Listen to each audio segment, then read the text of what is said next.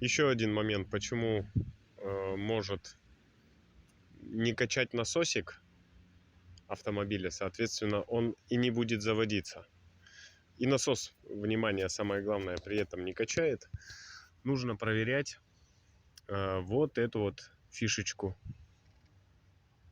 У меня такое было, контактик отвалился, на ходу прямо заглох. Почитал обедишкой, не помню, что за ошибка была, но посмотрел, поправил контакт, поджал, одел обратно, все, насосик загудел сразу же, и машина заработала.